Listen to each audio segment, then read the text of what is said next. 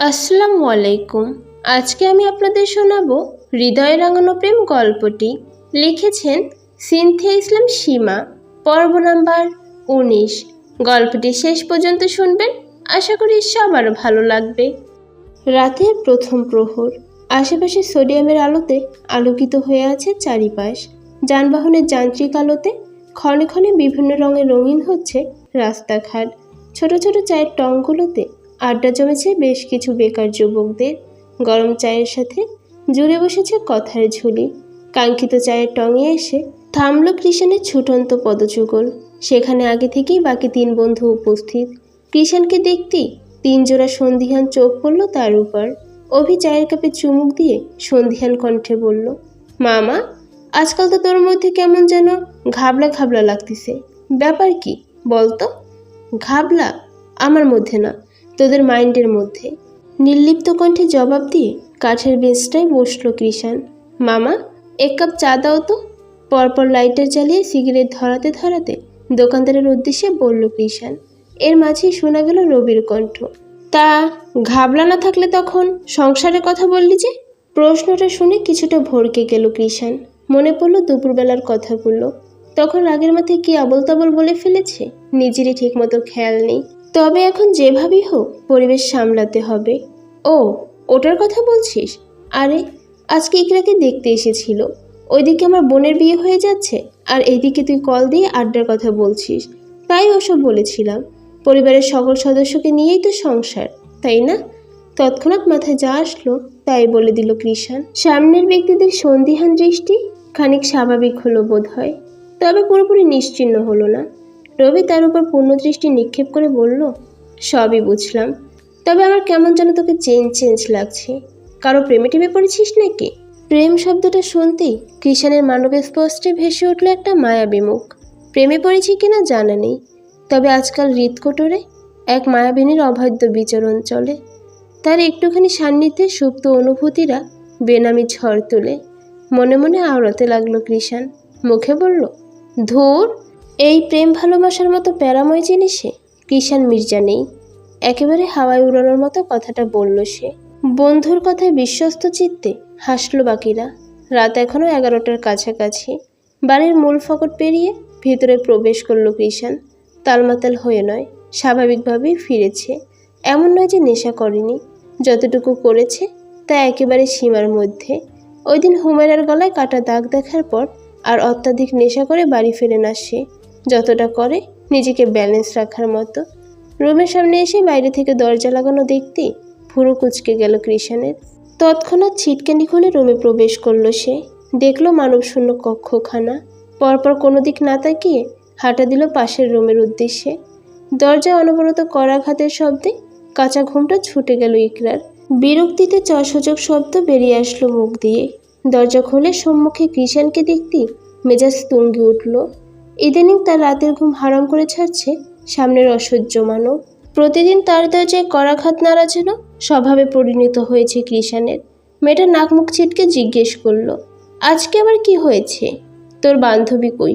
মামা বাড়িতে চলে গেছে। ফাজলামো করছিস আমার সাথে? এইটুকু সময়ের মধ্যে মামা বাড়িতে চলে গেছে? ফাজলামো কেন করতে যাব? আন্টি নাকি শরীর খারাপ, তাই সন্ধ্যার পর আঙ্কেল এসে ওকে নিয়ে গেছে। আর আঙ্কেল তো তোমাকে কল করেছিলই, তুমি তো রিসিভই করনি। ভুরু জোড়া টান টান হলো কৃষাণের। কোনোরূপ বাক্য ব্যয় না করেই হাঁটা দিল রুমের উদ্দেশ্যে। পকেট থেকে মোবাইল বের করে দেখলো হুমায়রার মামার নাম্বার থেকে 7টা কল এসেছে। মায়ের ফোনের জন্য মোবাইলটা সাইলেন্ট করে রেখেছিল, যার দরুন বুঝতে পারেনি সে। এখন কি কল ব্যাক করবে?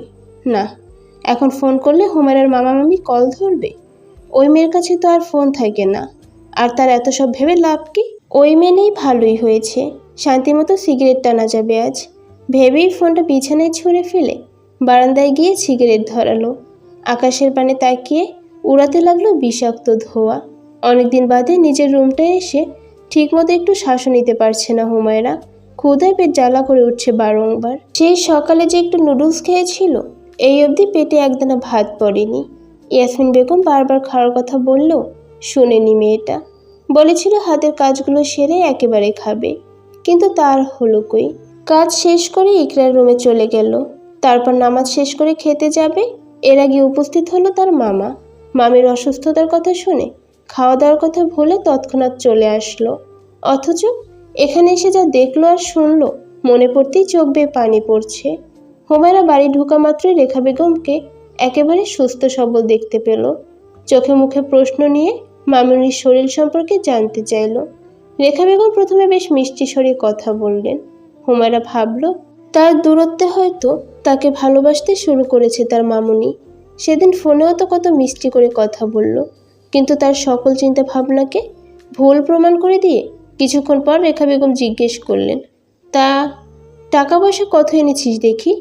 মামুনির এহেন প্রশ্নে হকচকালো হুমায়রা। নিজেকে ধাতস্থ করে বলল, কিসের টাকার কথা বলছেন মামুনি? আমি তো কোনো টাকা আনিনি। সাথে সাথেই নিজের আগের রূপে ফিরে এলেন ভদ্রমহিলা। কর্কশ কণ্ঠে বললেন, মামুনির শরীর খারাপের কথা শুনেও শ্বশুরবাড়ি থেকে 1 টাকাও আনলি না তুই? এই দিলি এতদিন পেলে বসে বড় করার তার প্রতিদান। সেই ছোট থেকে আমার ঘাড়ে বসে বসে খেয়েছিস, অথচ বিন্দুমাত্র কৃতজ্ঞতাবোধ নেই তোর। বিমোহিত চিত্রে পুরোটা সময় সামনের মহিলাটার দিক তাকিয়ে রইল হুমায়রা। এই যে শুরু হলো তার ননস্টপ বয়ান, শেষ হলো খানিক আগে ঘুমানোর পর। রাতে খাওয়ার সময় হুমায়রার 7 বছরের মামাতো বোন অর্ণা তাকে ডাকতে আসায় মেয়েকেও ইচ্ছে মতো বকাঝকা করেছেন রেখা বেগম। অতঃপর বরাবরের মতোই খেতে দেওয়া হয়নি হুমায়রাকে।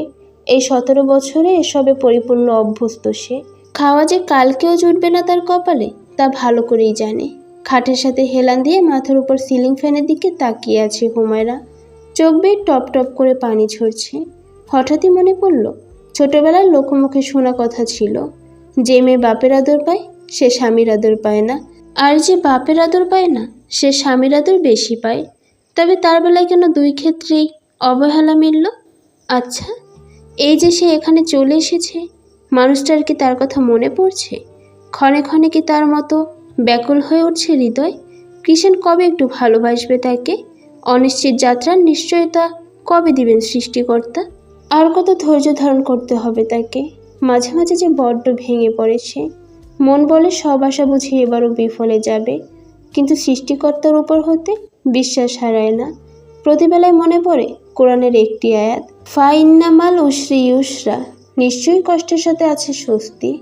এভাবেই নিজেকে আবারও গড়ে তুলে বাঁচিয়ে রাখে সব অপূর্ণ আশা।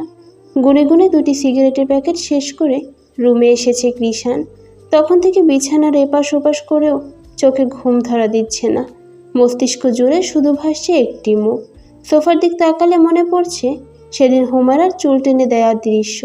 খাটের দিক তাকালে মনে পড়ছে সেদিন একসাথে চা খাওয়ার মুহূর্ত। আর বারান্দায় যখন ছিল পুরোটা সময়, শুধু ওই দিন তাকে বোঝানোর মুহূর্ত। ঘরভর্তি শুধু হুমায়রার প্রতিচ্ছবি। কোনোভাবেই মস্তিষ্ক থেকে সরানো যাচ্ছে না মেয়েটাকে। নিজের উপর নিজেই বিরক্ত হচ্ছে কৃষাণ। কি অসহ্য! ওই মেয়ের কথা এভাবে মনে পড়ার কি আছে?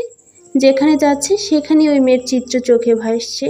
মেয়েটা কি পাগল করে ছাড়বে নাকি তাকে? এভাবেই চলে গেল একটি যন্ত্রণাদায়ক রাত্রি। অজান্তেই একসাথে নির্ঘুম রাত পার করলো দুপাশে দুজন মানব মানবী। রজনীর শান্ত ভাব কাটিয়ে ধরণীতে আগমন ঘটল এক নতুন দিনের। শুরু হলো প্রাণী জাতি ছোটাছুটি। ব্যস্ততায় মুখরিত হলো জগৎ। নিত্যদিনের নিয়ম অনুসারে ঘুম থেকে উঠে ভার্সিটির উদ্দেশ্যে রওনা হলো কৃষাণ। ভার্সিটি শেষ করে আর বাসায় ফেরেনি আজ। তবে ফেরেনি তার কারণ নিজেরই জানা নেই। বন্ধুদের সাথে আড্ডায় মজেছে সে, তবে কোনোভাবেই ধ্যান দিতে পারছে না। পুরোটা দিন কেমন যেন শূন্য শূন্য অনুভব হচ্ছে। এত কিছুর মাঝেও এই শূন্যতার কারণ খুঁজে পাচ্ছে না ছেলেটা। আড্ডার মাঝেই হঠাৎ ফোনে নোটিফিকেশন এলো কৃষাণের।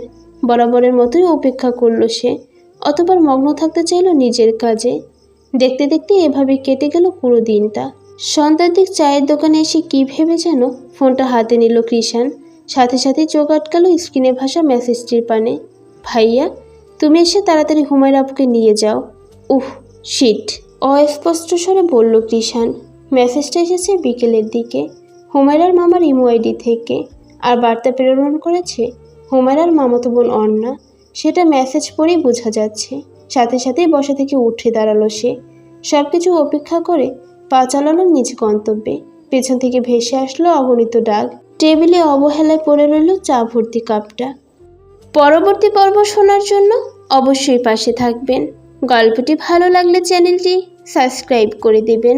সেই পর্যন্ত ভালো থাকবেন। আল্লাহ হাফেজ।